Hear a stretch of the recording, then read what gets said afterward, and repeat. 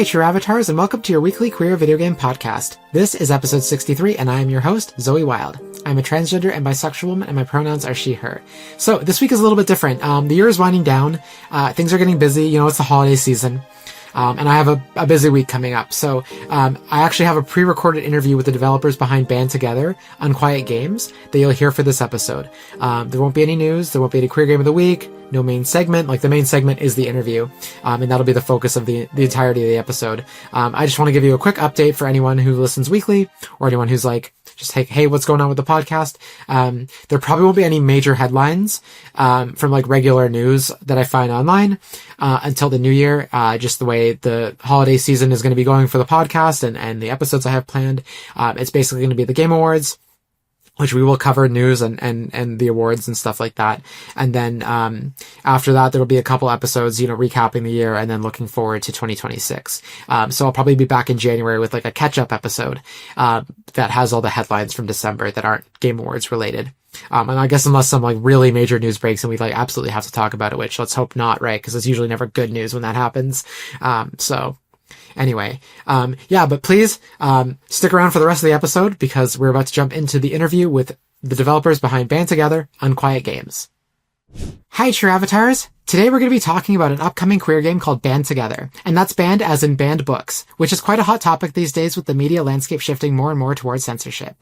Band Together is a 3D first-person exploration-based puzzle game, which many are now calling a Metroidbrainia, in which you play as Ruby, a trans person exploring the library at night in search of a large number of missing queer books. Back in episode 53, when I covered the Queerness in Games conference, QGCon, I talked about the demo I played and the conversation I had with the game's two wonderful developers that make up Unquiet Games, which I love the name, by the way. I highly, highly recommend going back to check out that episode, but don't worry, I'm going to give you the Sparks notes, so to speak. The demo I played was about 20 minutes long and seemed to take place right at the start of the game as Ruby, a journalism major, tries to find her way into her college library. There is a lot of backtracking and investigating as you explore and look for hidden entrances. The element I found most interesting was that you carry a journal with you that keeps track of your progress and your objectives. You were given a red heart sticker inside this notebook to paste inside it next to different paragraphs that Ruby has written, which, depending on the paragraph that you've chosen, changes the way that Ruby views the outside world, ultimately allowing you to find different clues and solve puzzles in that way.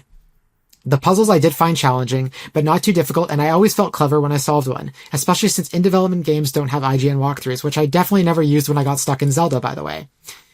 Band Together is currently in development for PC with a release window of Q4 2026. Speaking of the two wonderful developers, though, from Unquiet Games, they are both joining me for today's episode. I'd like to introduce Elana Bogdan. Elana is a queer game developer whose pronouns are she, her.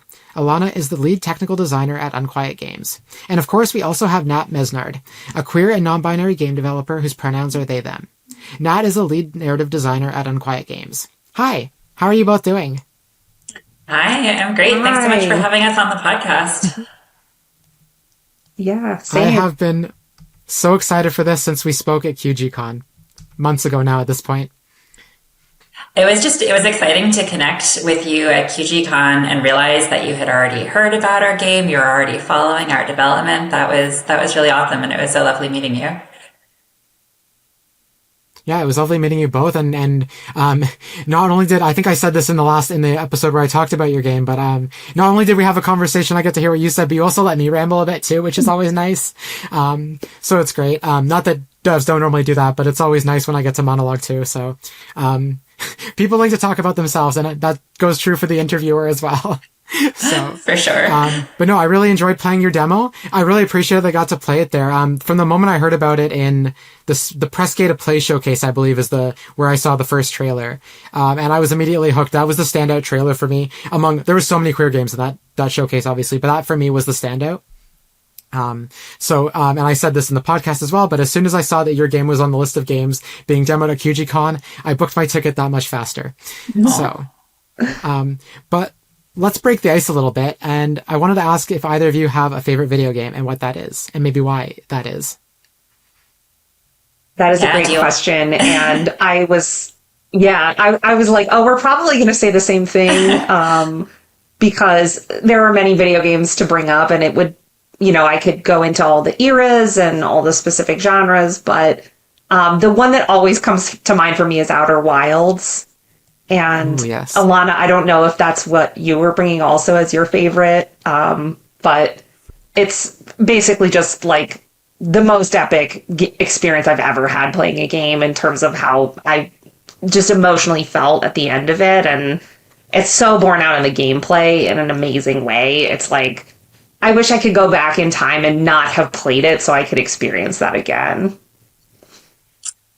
Yeah, I remember the first time that we ever hung out with each other, Nat, we talked about Outer Wilds and how the ending had just made such an impact on both of us. And at a certain point, I think you said, I can't keep talking about the ending of Outer Wilds or I'm going to start crying. And I very much feel that same way. So yeah, Outer Wilds has become one of my favorite games in the last few years. I think for most of my life, my favorite game has been Riven, the second game in the Myst series, which recently got a beautiful remake in Unreal Engine with VR support. That game just did puzzles and environmental storytelling and immersion in a way that I don't think any game had done before, and in a way that many games still struggle to rival for years since. It's just a game that has such a great harmony between the puzzles and the narrative. They feel so organically integrated, and everything exists for a reason and makes sense in world. And I really feel inspired by that in my own design work. Well, I've never played Riven, but I know enough about Outer Wilds, and also I saw it on your website. So actually, this isn't one of the questions on my list, but I did want to just note that I didn't know about the term Metroidbrainia actually until I looked at your website. I knew what this genre of game was. I didn't realize it had a name. That it's like this 3D first person, basically what your game is. It's a Metroidbrainia, which is really cool. So would you say that Outer Wilds is the game that kind of inspired Band Together? In terms of definitely, it's Go ahead, Elana. Oh, we both want to be so polite. I'll go ahead and then I'll pass to you. We connected over it so deeply when we first met, and when we were coming up with maybe the kind of game we would want to make together. I think we were both connecting with the gameplay experience and feeling that we had when we played Outer Wilds.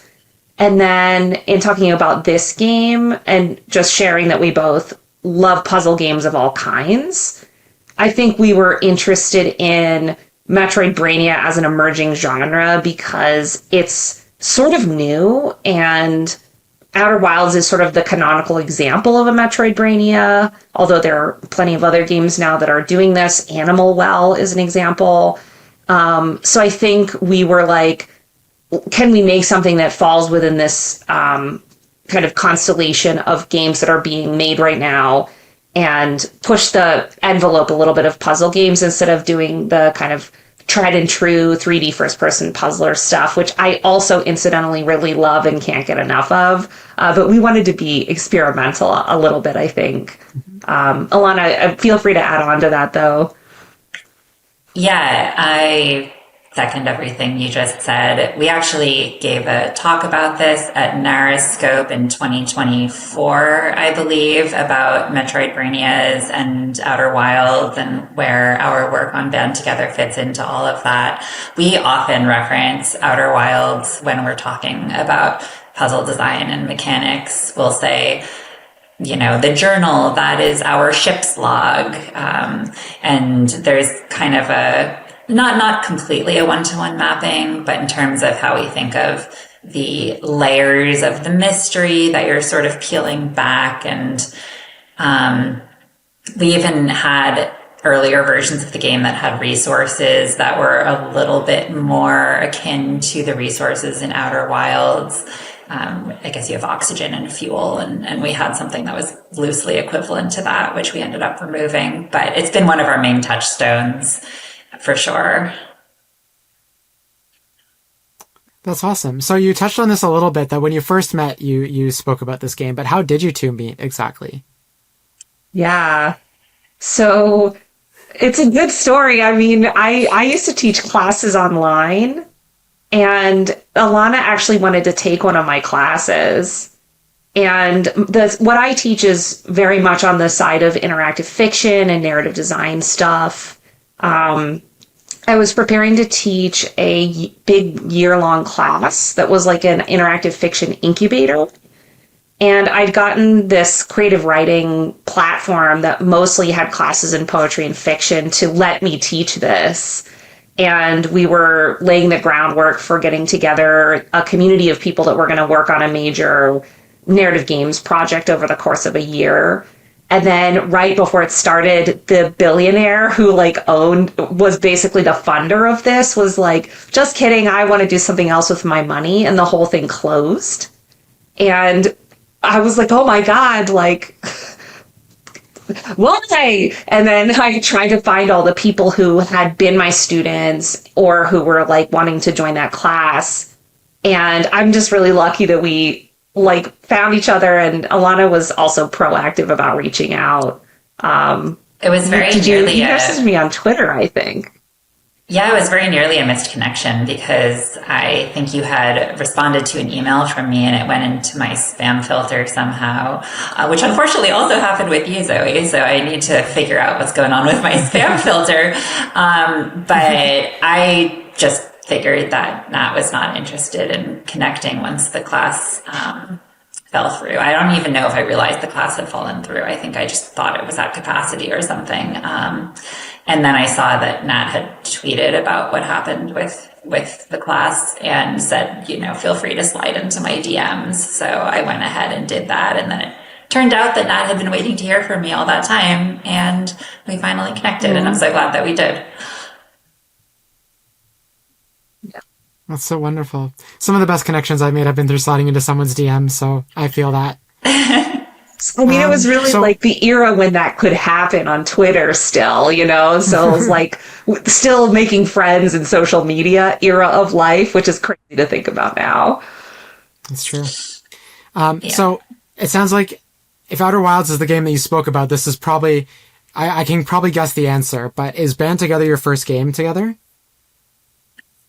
It is our first game that we have collaborated on as a team, as a studio. The current version of it that we're building in Unity is not the first version of it that we made. We did make a pretty complete version of the game in another smaller game engine called Bitsy, which at this point feels like it's kind of its own game. We've departed a bit from what we did with that engine now that we've got new tools that we can work with and more complex game mechanics. But I'm still really proud of the work that we did in Bitsy. It was about a 45-minute game or so, which is very short, but for a free Bitsy game with that tiny game engine is actually, I think, pretty substantial. And it was a great proof of concept for the game, but also for our collaboration. Mm-hmm. Yeah, we went really hard with that game. I teach with Bitsy, and I'm pretty familiar with it as an engine because it's a great engine to learn to make games. And we were like, cool, let's just make it do what we want it to do. And Elana hacked the engine, which is actually pretty normal in the Bitsy world. There are lots of forks of the base Bitsy engine. But then a lot of you were forking and adding all of these really cool additional functionalities that we would just need for things we wanted to do in the game. And we ended up making this thing that if you don't know what Bitsy is, you would look at it and be like, oh, this is cute. But if you've actually used Bitsy and you play that game, people who are Bitsy people are like, oh my God, how?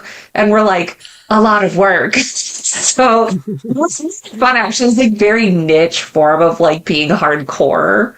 But honestly, what I would say about that game was I think we felt excited about continuing because, at least from my perspective, some of the people who played it were just describing the emotions that came from it, of it being melancholy and hopeful and moody and mysterious and kind of heartbreaking. And we got all this like positive feedback of how people felt in experiencing this story. And I was like, okay, we don't know exactly what we're doing in Unity, but I feel like we can translate that because there's something there.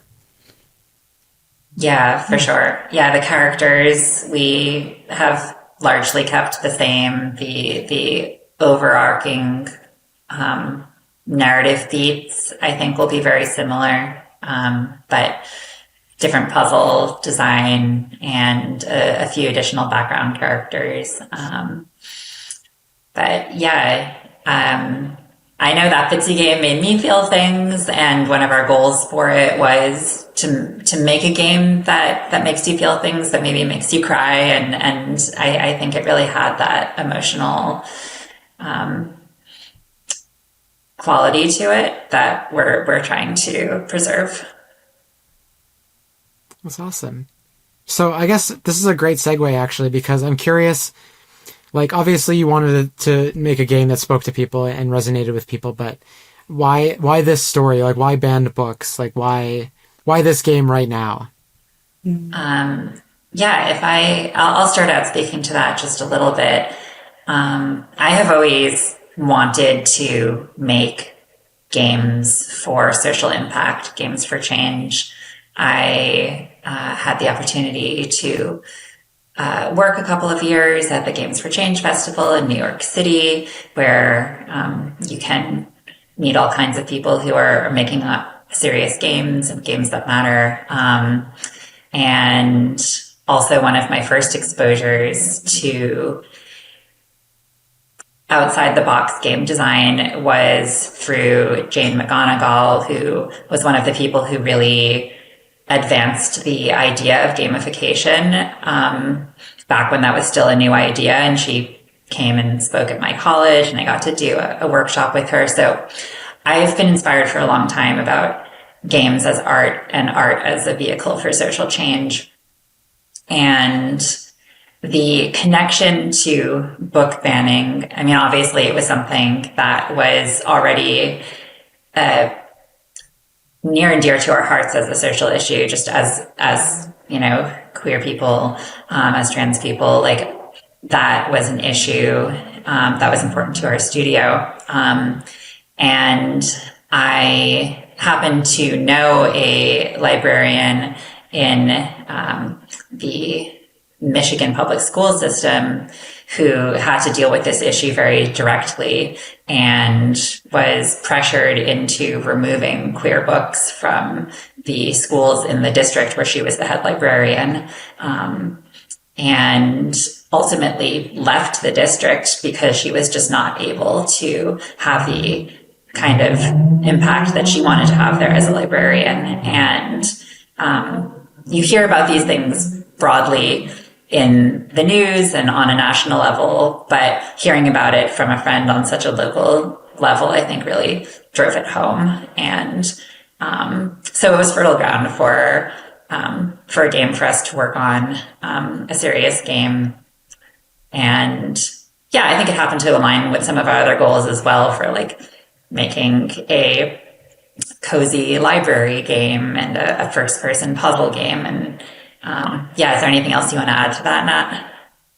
Yeah, I mean, all of that definitely. And we had some great conversations about those things. I would add on top of all of that, that I have wanted to make a first person, like walking sim or puzzler set in a library for a long time.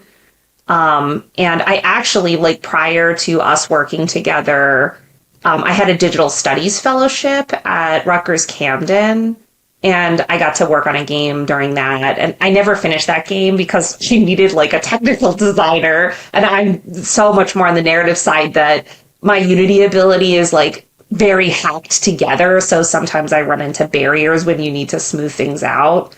But that game I was also set in a library, and it had queer characters. And it was kind of about exploring a library and exploring a narrative about queerness in the library, and then kind of like getting to, in a design sense, explore like how those things intersect in libraries. Like surreal elements or elements of history, elements of discovery connected with books, spookiness in libraries are like real strong templates in my head for like game settings and design ideas. And then with this, I feel like I was like, oh, I'm kind of taking what's good from that project, leaving behind the things that didn't work. And then we also then were interested in doing this because as I've said, I've been a teacher for a number of years. I teach game design and narrative design. And so I just spent a lot of time with college students. And I was like, great, like I would love to make the characters be college students because I just feel really connected with queer college students when they're in my classes. And we just really, when I have queer students who I get to work with, it's just like we both get really excited about just being on the same page about what we want out of games and what matters to us about indie games. And that spirit of like, just love that comes up in like making this kind of stuff together. I was like, I feel like that can also be part of the way we write the characters in the game and like think through how we're presenting it. Because of course, like there are dark themes in it, but then also like the way that we develop the characters and then wrote this protagonist is just, I feel like I identify with them. I love them. Like, I also feel like I read them a little bit and make them ridiculous at times. And it's a really fun writing situation to be in for a game. So. Wow. So it sounds like you both were like a perfect fit. One of you had the banned books idea. The other one of you had the library queer story going, and it just like perfect match. That's amazing. So I guess my next question, and this might be a shorter answer, and that's okay if it's shorter or longer or whatever, but around when did you start developing the game or birthing the idea, like timeline-wise? Especially that first game that you mentioned, the first version of it. Yeah, so maybe you can help me with the exact dates here, Nat, but it was for the Just Play game jam for social justice. That was the month-long game jam that we entered that Bitsy game into. And I think that was in winter of 2023. Was that right? I think it was 2023. Yeah. So it was like December 2023. We spent a bunch of time hacking Bitsy and making a game. We really only had about 3 weeks. And then we went over into early 2024, polishing it and fixing bugs and making it a little bit better. And then we, after that, applied for the NYU Game Center Incubator, which is a program they do there where you get some money to support your indie studio, and they give you a lot of education on how to make a commercial game. And for that, we developed a pretty early Unity prototype and sort of did a hybrid pitch where we showed the Bitsy game and the Unity prototype and said, we have this game, we want to make it a Unity game and do a commercial release on Steam. And somehow we got into the incubator. So that was like, whoa, now we have to make this a commercial game instead of just like a Bitsy queer project, which is typically what I end up making. So then in 2024 and then earlier in 2025, it was like April to April, basically. We had this like insane whirlwind of like just having it absolutely like drilled into our heads of like what the realities are of making a commercial indie game that you want to release on Steam. It was amazing. And I now know so much more about it. Like, you know, it's funny because I've taught game design for like 9 years, something around there. And I just always was doing it in an art making. Like, I was just like, we need to make things that matter. And then it was like, but here's how to make things that make money. And I'm like, what is this? But it made us like get very serious about it. So then, you know, finishing it in April 2025, we came out of it with all of this stuff like production plans, understanding of the market, how to work with Steam, blah, blah, blah. And then now it's like, okay, now let's actually finish it and release it is kind of where we're at. Does that reconcile, Elana, for you with the timeline?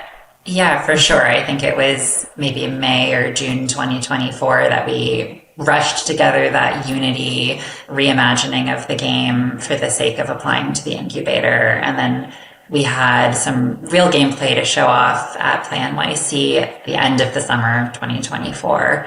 And we've just been plugging away since then. And neither of us went into this to make money off of it, but the more we've learned about the possibilities of co-founding a studio together, the more we've aspired to maybe reach a point where our work could at least be financially sustainable so that we can continue prioritizing it in our lives alongside all the other work that we take on in and out of games. Because for a tiny indie studio, money is almost always the limiting factor. And so it is something you have to think about if you really want to make, a full, high quality Steam release. Yeah, no, that's completely valid. I wish, I'm hoping one day to get the podcast to the point where it can also hopefully sustain itself too, because then once, like a lot of people might say, well, you're sacrificing the art for the money aspect, but the money aspect is in there so you can keep telling the stories that matter. Exactly. So I find that quite commendable, whereas some people might find it a little distasteful. I disagree. I think anyway, I would get on a soapbox about that, but I want to talk about, I want to talk about book banning though, because when in 2023, this is pre-Trump, and this is just a little warning for listeners and the audience of the podcast is we're going to be a little bit political about this because book banning is inherently a political thing. So we might be talking about things like Donald Trump and the current, American government / regime, however you want to refer to it as. But in 2023, I remember in December 2023 thinking there's no way this guy gets reelected. There's no way. We were seeing little bits of fascism here and there, mainly in the UK, almost more so than the US. But when you did start development on this game, there was book bannings happening and there was censorship starting to kind of happen. But it was a glimmer compared to what is happening now, especially now with video games on Steam, especially queer games and porn games on Steam. So yeah, what has it been like to watch your game become more and more relevant every day? I did notice, I'll just share a little anecdote. We have a Steam page up for our game just to start building community and getting wish lists. And somehow... Go wish list the game, by the way. Yes, please. Band together on Steam. But even though that Steam page has not been up for very long and the game still has probably a solid year and a half of production left on it, our Steam page has already gotten added to a curated list, I believe, of woke games to avoid. So that's cool. We're getting noticed. We're getting out there. Yeah. That's the dream. Yeah, I mean, it's interesting because that has actually been a really common thing that people have said is oh my gosh, wow, this is so relevant.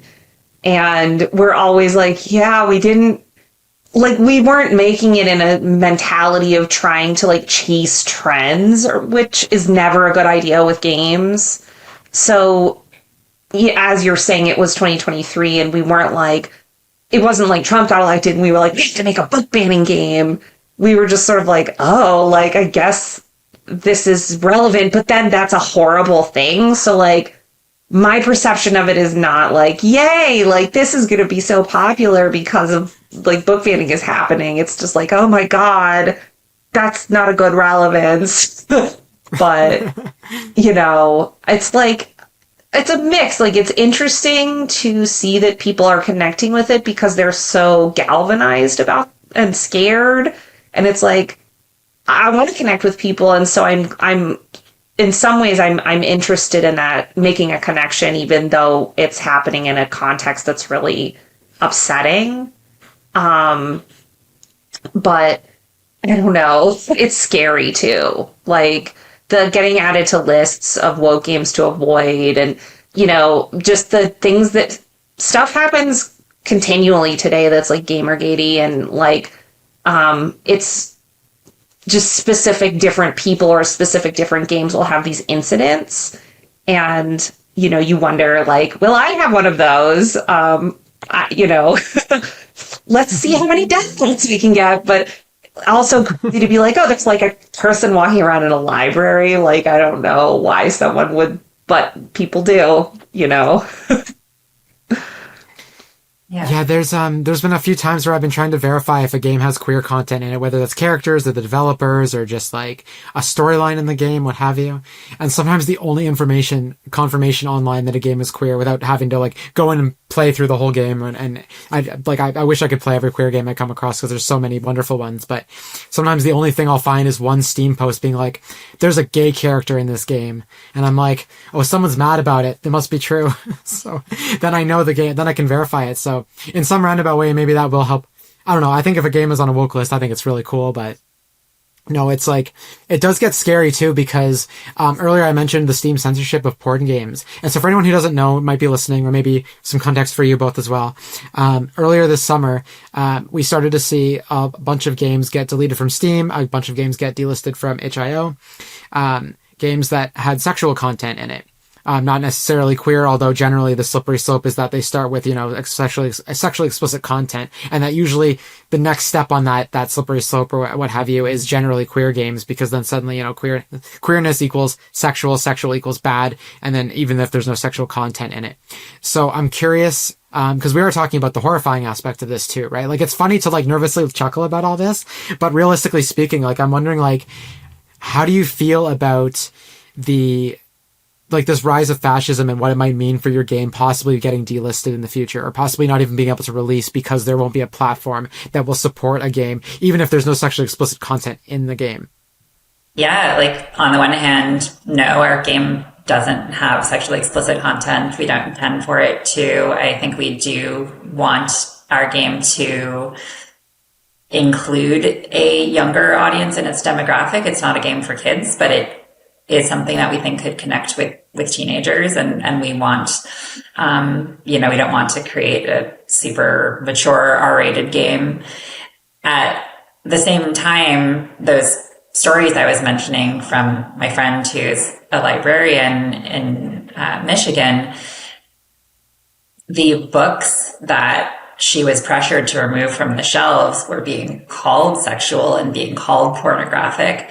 They just had queer characters in them, people who acknowledged their queer sexuality. And because queerness is a sexuality, then the right likes to link that to sex and try to create a moral panic around it.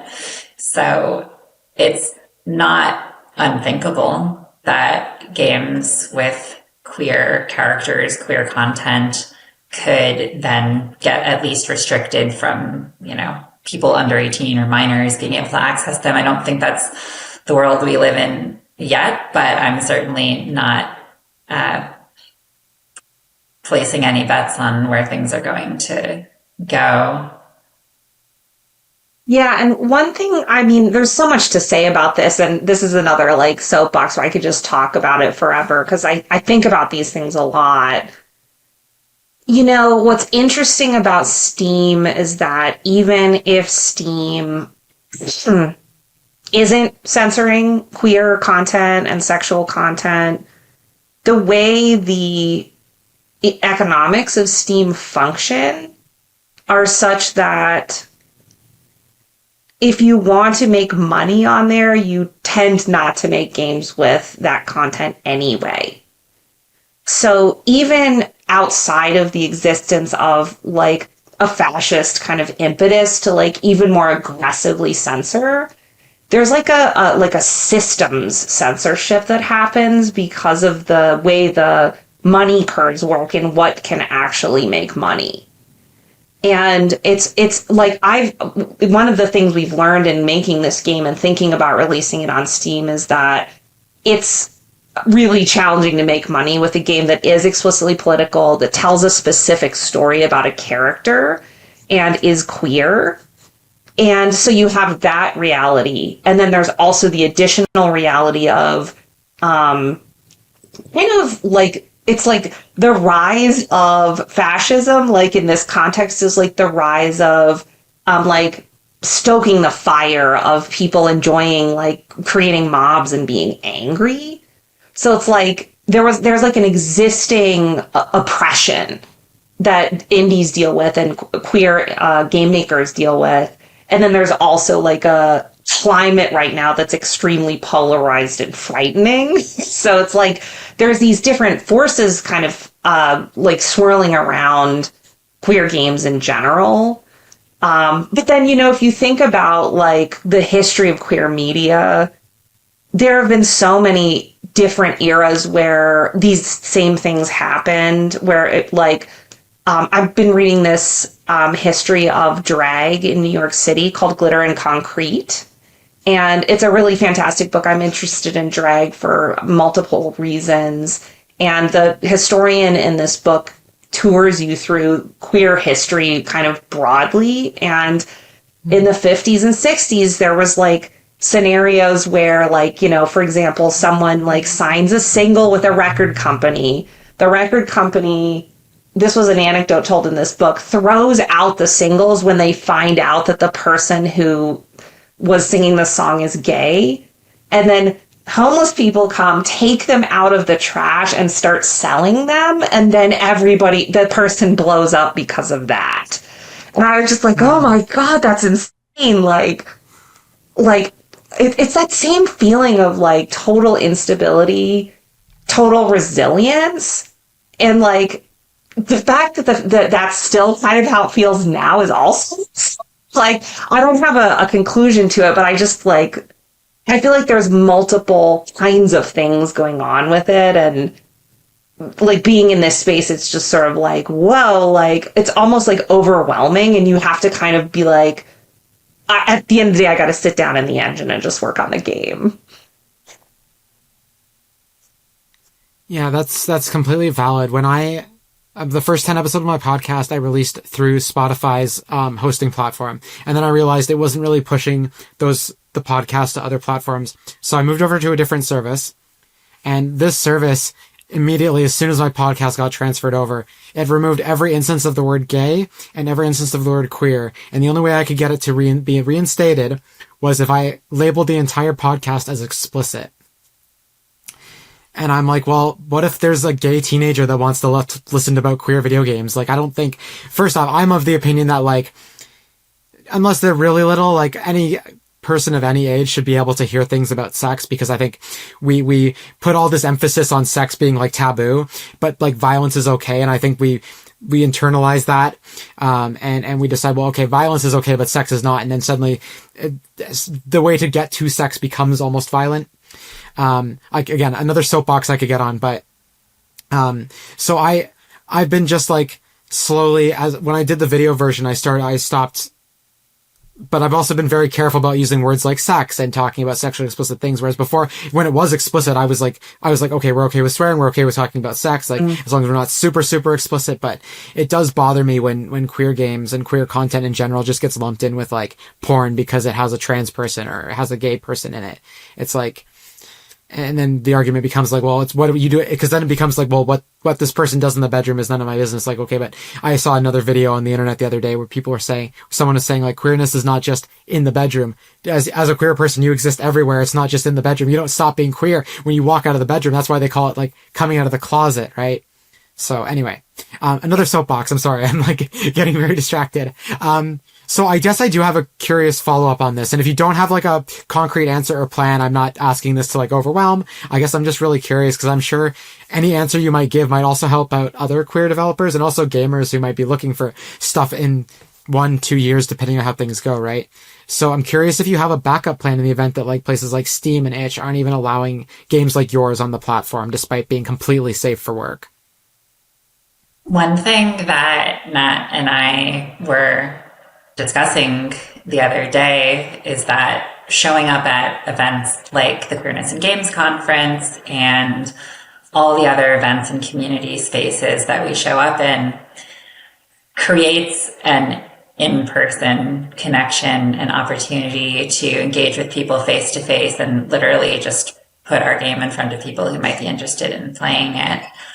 I don't think that our dream is for our game to only be available at niche in-person installations, but I do feel that building local networks of support, building in-person community, adopting that spirit of mutual aid and grassroots movements is really powerful in the face of fascism, in the face of censorship. And it's something that Nat and I have been doing from the beginning. I think we could talk a lot about how we've been trying to build community in person, but it's definitely something that we care about. And is a big part of how we connected with you as well. And so we'll keep doing that. True. Yeah, I would agree with that. I think that, like, again, thinking about queer history and situations where bars and clubs would get raided and shut down, and then people would have to find other ways of being together. Sometimes that's like house parties, it's grassroots, it's underground forms of publishing. Like zine culture is all what that is. And I'm actually just really interested in how people get things out when they can't use like dominant forms of like platforming. So if that happened, I don't, have in mind a specific like series of steps. Like we don't have a go bag for Steam censoring us, but I think if it did happen, I would view it as I would be so pissed off, but I would also be interested in it as a moment to live through and to like think about the communities that we're in as the sort of the grounds for creating new ways of doing publishing and platforming queer work that have to happen outside of Steam. So I think, a lot less people would probably play it, but it would be interesting to see like the new structures that would come up if that happened. So I hope it doesn't, because that would be like really freaking dark, but I also think it would be an interesting problem solving scenario. So like if it happens, we'll deal with it, I guess. That's a fun way to look at it. I was also going to suggest you could throw your game on a bunch of flash drives, throw the flash drives in a New York garbage bin, and let New York do the rest. I know. Well, like, and I feel like also like there's more people working on these like weird like handheld things. Like, what's that one where it's like you're watching TV on it? It's this new like weird little console that comes with these little games on it, and it's like as though you're tuning into TV shows. I'll have to look up what the name of it is. What's that? Not the Playdate, something newer. I don't know. My first thought was the Playdate as well, but I don't think that matches up with. I don't think it's that. Yeah, I think it has a name that begins with a Q. I'll look it up if I get a second. But like, they're just like interesting like handhelds and like weird consoles that are being made right now that make me feel like those are also their own platforms. Who knows if we could put band together on that? But like, Steam is a monolith, and there are also other places to go. The Game Boy, but it's GAYME. That's what we need to get out there. We'll do a Game Boy. Okay, anyway, sorry. Let's go. Okay, so let's move to happier topics. Let's talk about, Band Together inherently has that element of like darkness to it, right? Because it's talking about banned books. But you're making a game. The game, what I've played of it at least, is very fun, very interesting, and it definitely like scratches an itch in my brain for like puzzle solving. So let's move like over to that element of it, and I will say that that's happier. But And you've kind of talked a little bit about this too already, that you mentioned Outer Wilds and a couple other games, but I'm curious, like, what other games you're looking to for inspiration, if any? Well, one obvious mention here, which didn't exist when we started on the game, but got released more recently, is Blueprints. We have both played many hours of Blueprints, and we love the puzzle design and also the art direction of it. And we have gone through a major overhaul of the look and feel of our game to give it more of the aesthetic of a graphic novel, more toon shaded, more cell shaded. And I think that has really made a positive difference. So Blueprints, aesthetically and mechanically, is a great one. Do you want to add some other ones to the list now? I will, but I will also say that we were doing a toon shaded look before Blueprints came out, and I want to be on the record because when that released, I was like, oh, people are going to say that we were copying Blueprints, but we totally weren't. In fact, we were copying Chance of Sonar, which was already out and also toon shaded and really freaking cool looking. And then the Berlin Apartment, which is a story game that actually just released. We had the opportunity to speak with one of the main art director folks who worked on that game. And I just want everyone to know that Blueprints does have a lot in common with our game. Blueprints, I think, for me, was really useful in thinking about usability, like how the cursors function in that game, and just some like under the hood stuff of like how it feels to be in the first person controller in Blueprints has helped us have more language to talk about the problems we have with our controller and our cursor and like transitions into the UI that like nobody would even notice, but obviously we're like constantly like chipping away.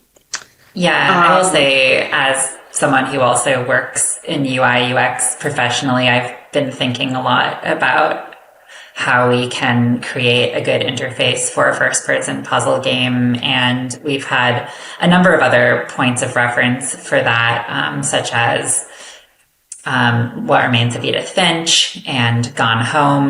Gone Home is also a great example just in terms of a queer narrative game with spooky vibes.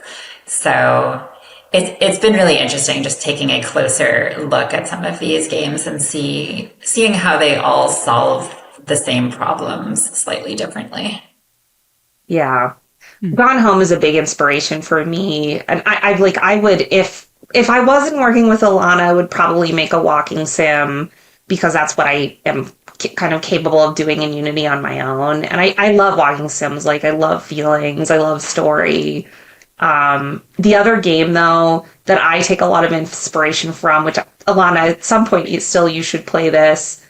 There's so many games that one needs to play, but there is a game called Quern Undying Thoughts, and that is also a first-person puzzler, strong Myst vibes. The puzzles are great. It has that weird island vibe. And there's just some really cool objects and interactions in that one. The puzzles are pretty hard, and I just loved it. I never got bored or quitty about it. Like, I just played the hours through from start to finish and was just so freaking delighted by solving the puzzles in that game. So when we're working on puzzles in our game, I sometimes want to be like, okay, what's Quern, but like more Metroidbrainia. Yeah. Yeah, Quern is one of those games that comes up a lot in Myst community as a Myst-like game that people should play if they also liked Myst. Yes, it's so good. And just for the audience, just in case I missed this in the show notes later, because this week is going to be a busy week for me, and the show notes might not get as much attention as they normally do. But that's Quern, Quern. I looked it up now. It has a very beautiful art style, and I recommend. And I didn't realize, actually, I've never heard of this before, but it's been out for almost 10 years now. Wow. Okay. Yeah, I played it quite a while ago and was just to this day, I'm always like, oh, I love horror. And like, I randomly started playing it again one time recently, just being like, okay, how exactly did that work? Because I think there's just there's just little details like what the cursor looks like when it goes over certain things that you're like, okay, how did another puzzle game do this? I will also just mention for the art style, you mentioned Chance of Sonarna, but I think actually the first point of reference for us was Sable. And oh yeah, we watched the design talk about the art direction of Sable and took some inspiration from that. Yeah, that's a beautiful game. That's a game I didn't know was queer until I booted it up, and I was surprised at how very gender fluid all the characters were, and I really loved that about it. And it seemed very like it wasn't a big deal; it was just kind of there, and then you were playing the game. Anyway, let's talk about Band Together for a second, though. Or at least let me get back to a Band Together before I start rambling about other games too. When I played your demo, I remember looking through the in-game bookshelves and doing a double take, and I'm sure you remember this too, but because I mentioned it also in the last podcast recording, but I remember opening up a book, and when you find a book in a video game, generally there's like a couple of pages you can flip through, and then it kind of like the UI turns off the page turning button. And then you kind of stop and it trails off, or you're like pull up a newspaper and like you could read the first paragraph of the article, but you can't see the rest. But in your game, every single book on every single shelf is an entire book that you can read from start to finish. Can you explain what the F? Yeah, Alana, why is it like that? Wow, I feel like I need to justify myself. Yeah. No, I'm sorry. I should ask that very dramatically. No, I'm kidding. That was one of the big changes that we were testing out at QGCon for the first time. I think that was the first build of the game that had a full library of real books. And yeah, they were all public domain books from Project Gutenberg. We made a little utility to download those and format them for Unity. It serves a couple of different purposes. One of them is as an opportunity for puzzle design. We are still trying to crack that nut. We're still figuring out how best to build puzzles that use real books. But part of Metroidbrainia design is having large search spaces that you need to use your knowledge and insight and understanding to navigate. So if you have a library full of real books, sure, you could page through all, hundreds of pages of all the novels, and but there's probably a smarter and faster way to find the information that you're looking for. If, let's say, we have a secret note hidden in one of the books, or a book cipher that requires, counting lines and pages in a specific book. And so just having that kind of vastness to explore in the textual contents of the books creates a lot of opportunities for knowledge-based puzzles. So there is a mechanical reason for that, a puzzle design reason, but also just in terms of the themes of the game. One of our answers to how can a game fight back against censorship and book banning is to just build our own library in our game. And in our library that we control, we can have all the queer books in it that we want. And right now, only a handful of the books that we've downloaded from Project Gutenberg are explicitly queer, but and even the Bitsy version of our game, that prototype, we had puzzles that involved knowledge of queer authors and queer works. And we want to bring more of that into the library in our Unity game. And a dream of ours would be to actually partner with queer authors who would like a spotlight shown on their work.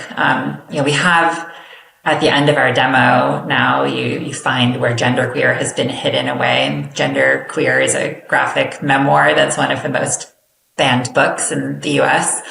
And we would love to, work with the authors and publishers of books like that to maybe include some actual content from those books, or perhaps a call to action to buy those books or support those authors directly from the game.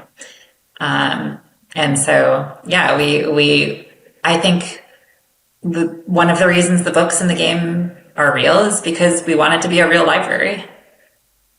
Mm-hmm. Yeah, and we haven't done anything yet to do licensing or have a contract with a writer or a publisher yet. So, we may end up having to take genderqueer out, because if we're going to release it, we need to make sure we have permission to include whatever is there.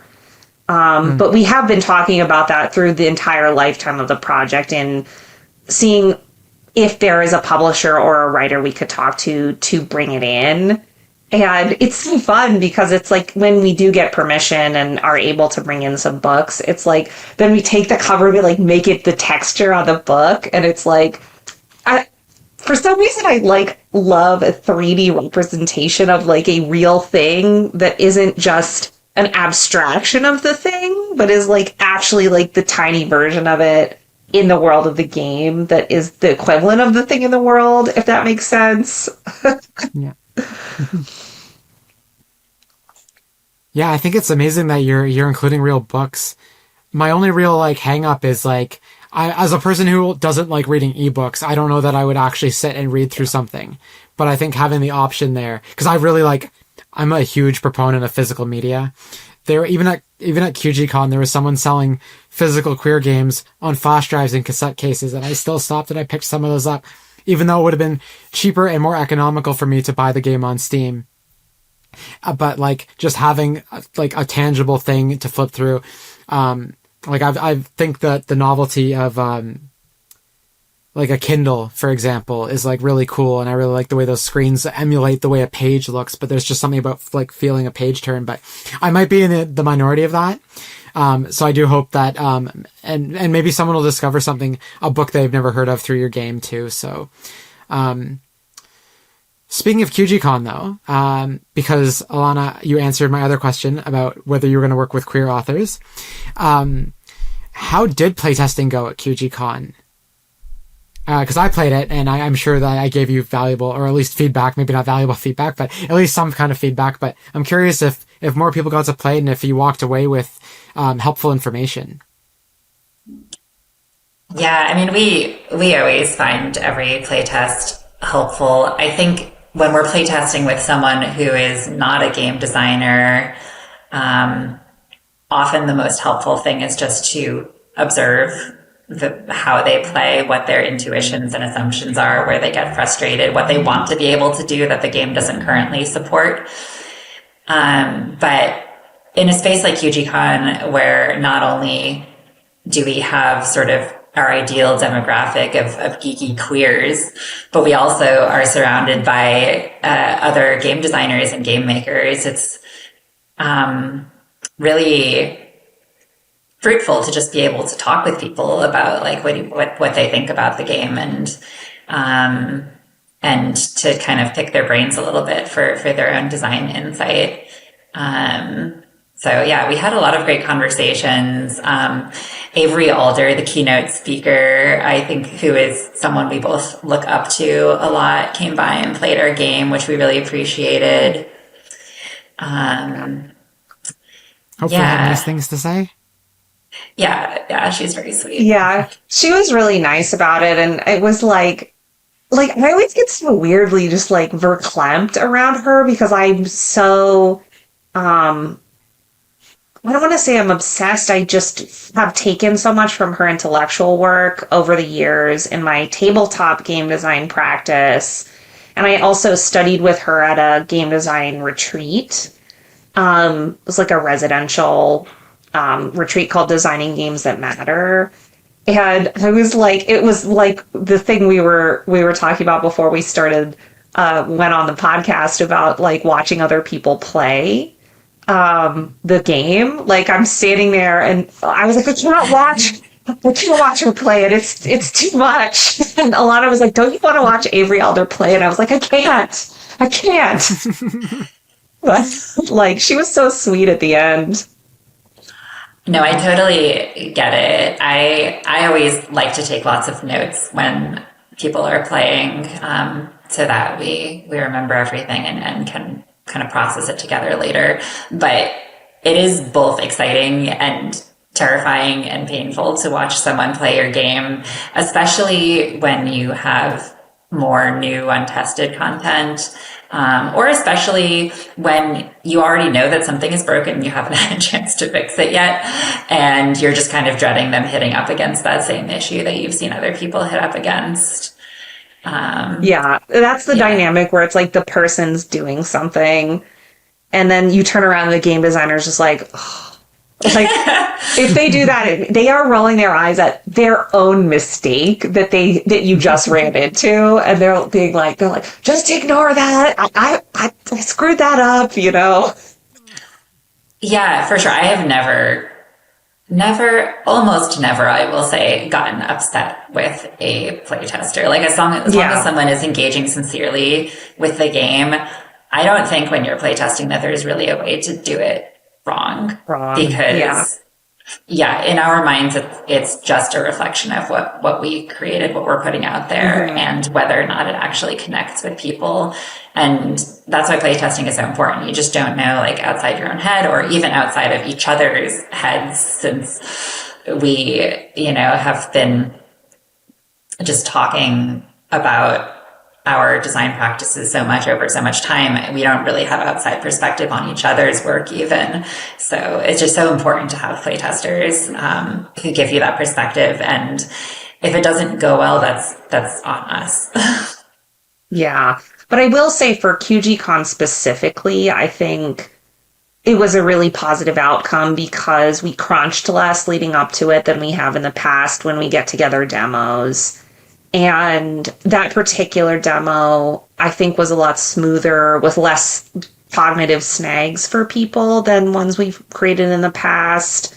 And it's kind of been like that demo has been responsible for us now being able to kind of work to finish pre-production, like, well and good by the end of this year, so we can do 2026 as our, like, game production year and build out the rest of the content. Yeah, for sure. I feel proud of what we were demoing at QGCon, and we're doing some more experimental playtests currently, and then hopefully we'll have everything locked down, by the end of the year. So I guess I have two kind of semi-related questions that kind of bounce off that and lead into the next question, but I guess my first question is, are there any upcoming conventions, conferences, physical places people can go to play the next demo in the coming months? That's a good question. Actually, we don't have anything planned as of this recording, but we tend to try to hit up a couple local ones in New York from time to time. And I know that there's been some, at least in my circles here, just push to create spaces where indie designers can showcase. So I think probably next year in the spring or the summer, I'll probably try to showcase at least at a couple of those, especially because we'll have so much content and development done by that point. What are you thinking, Alana, in Baltimore? In Baltimore, I don't know. I'm still getting the lay of the land. Last year, we did exhibit at GDC in San Francisco. We had a couple of different events that week that we exhibited at.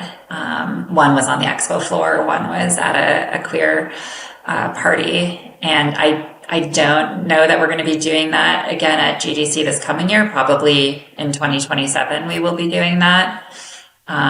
So we're kind of planning into the more distant future right now, since I think we're reaching a point where we're going to just be kind of heads down actually making the game. And we've spent so much time on playtesting the demo to really crystallize the mechanics.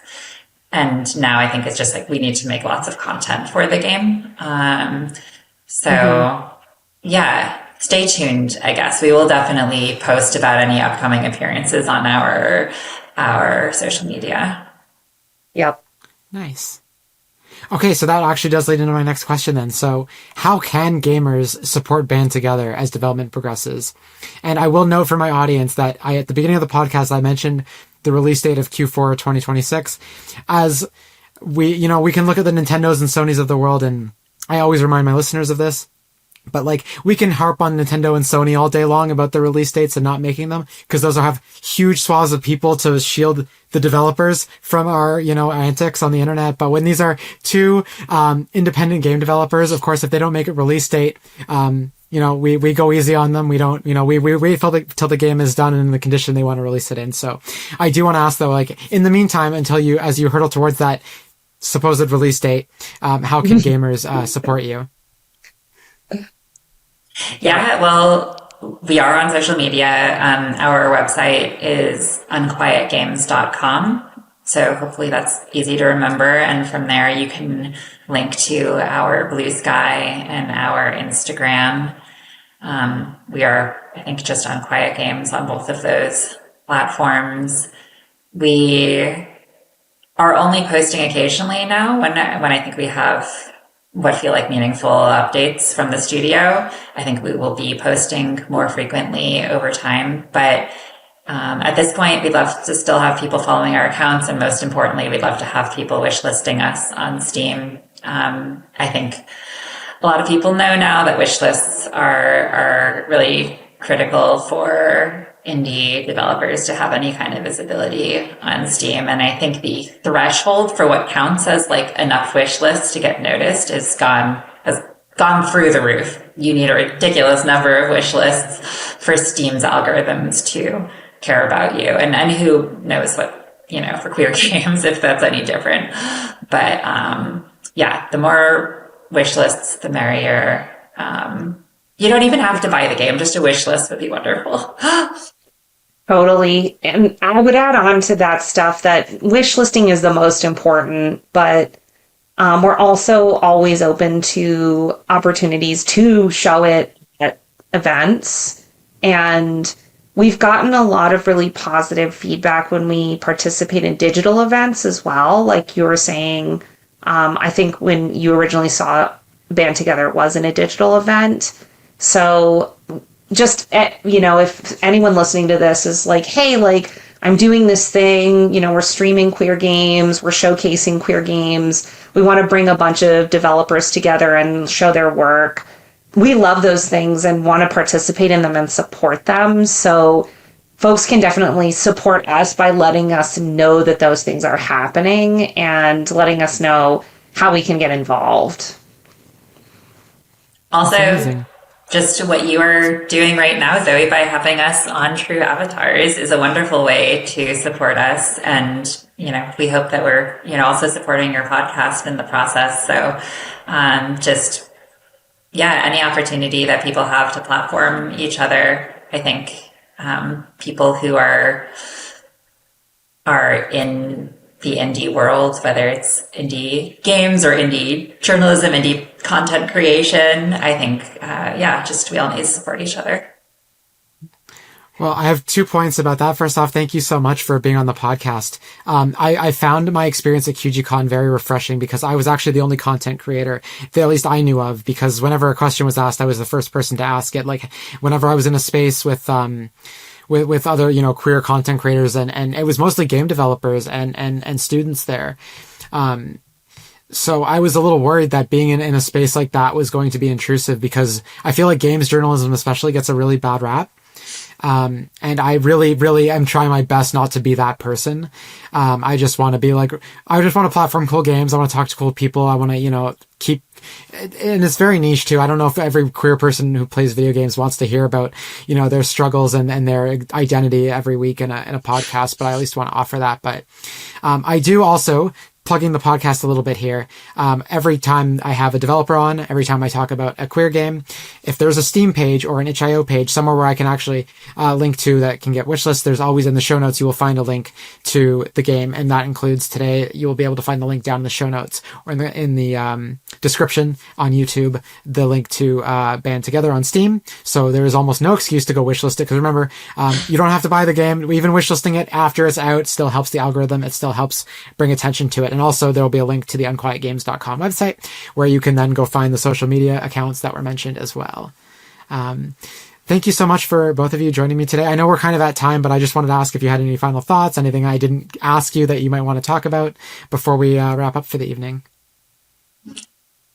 Just thank you for making a podcast that spotlights queer games. There are so many podcasts out there about game development and game design, but I think the majority of them are just cishet white guys talking to other cishet white guys.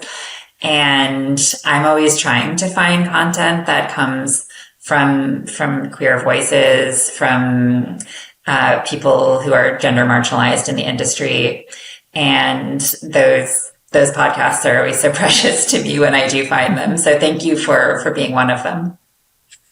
Absolutely. I'm so happy to do it. I hope I can. My fear is that, because I'm not the first person to do this, but every time there is a source of queer games journalism, it either it comes to an end or it falls by the wayside. Like I noticed Gaming Mag really only ramps up in the months before Christmas. And then when January hits, they kind of don't post anything. And then every queer podcast I found before this, only ran for a year before it. And I see why now. It's really hard. It's hard to do. It's not, I'm not even trying to toot my horn when I say that, but my first job is I'm a video editor. I don't do this. This is, we're recording on a Tuesday night because this is when we all have free time, Yeah. So anyway, but on conversely though, to take it off my podcast, but also thank you for making a game that is so relevant, and not just relevant, but also fun and engaging to play, because it's very easy to just be here's a very heavy topic that we're going to talk about in a game, but you're doing it in an approachable and an accessible way that is interesting, and also doesn't just get you thinking about the topic, but also gets your brain going with puzzles and stuff. And I think if a lot of us played more puzzle games, I think society would be a little better off, because they always get your brain thinking in a much more critical way. So yeah, thank you. Anyway, it is 9:30 here in our time zone, and we all talked about how we had not had dinner yet, so I will free you, I'll release you, but thanks again for joining me, and I look forward to both having you back on and playing Band Together when it's ready, and if there's any conventions where I get to run into you again, that'd be amazing too. So absolutely. Yay, I hope that happens. And that just about wraps up this week's show. Thanks, True Avatars, for joining me for another episode of your Queer Video Game Podcast. By listening to the show, you are supporting queer-made content, which is more important than ever. If you want to support True Avatars, it would be really great if you could leave a comment, rating, or review on your preferred podcast platform. You can follow the show on Blue Sky, Twitter, Threads, TikTok, and YouTube under the handle @TrueAvatars, all one word, and on Facebook and Instagram under True Avatars. If you are watching on YouTube, please like, comment, and subscribe, as well as hit the notification bell so you can be the first to know when new content drops. I welcome you to check out the official website, trueavatarspodcast.com. That's all one word, trueavatarspodcast.com. On the website, you can sign up for the newsletter, where you can get exclusive news and updates on the show. Bye, True Avatars. Thank you so much for listening, and I look forward to speaking with you all again next week. Take care and stay safe.